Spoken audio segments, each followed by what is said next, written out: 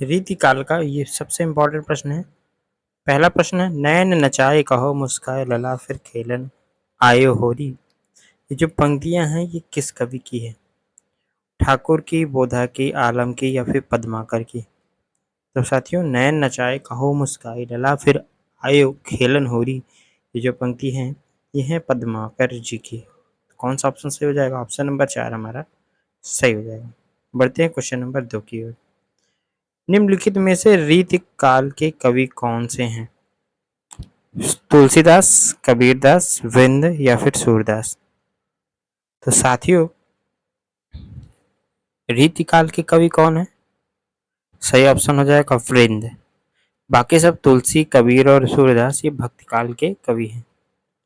आगे बढ़ते हैं क्वेश्चन नंबर 3 की ओर। बतरस लालच लाल की मुरली धरी लुकाए, पंक्ति के रचयिता कौन है? केशवदास, पद्माकर, बिहारी या मतीराम?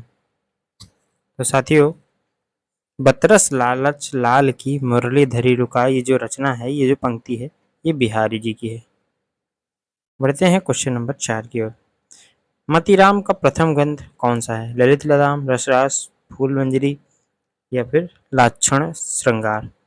सही जवाब हो जाएगा फूल मंजरी, यानी option number C is the right answer. आगे की ओर बढ़ते हैं।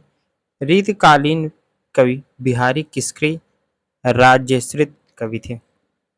महाराजा जयसिंह, छत्रसाल दशक, नरेश, रुद्र शाह या छत्रपति शिवाजी महाराज? तो सही जवाब हो जाएगा महाराजा जयसिंह के। आगे बढ़ते हैं क्वेश्चन नंबर 6 की ओर।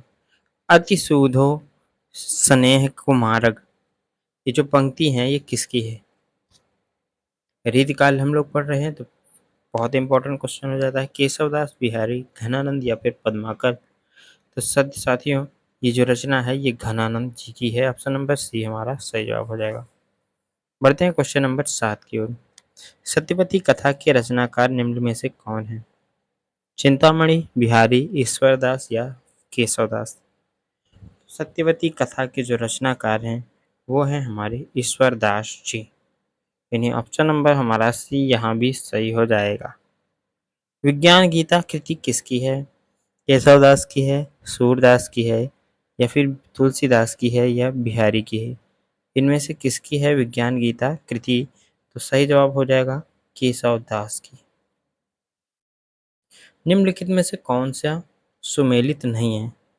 रामचंद्रिका केशवदास, हनुमान नाटक तुलसीदास, रसराज मतीराम या इनमें से एक नहीं से अधिक या उपयुक्त में से कोई नहीं?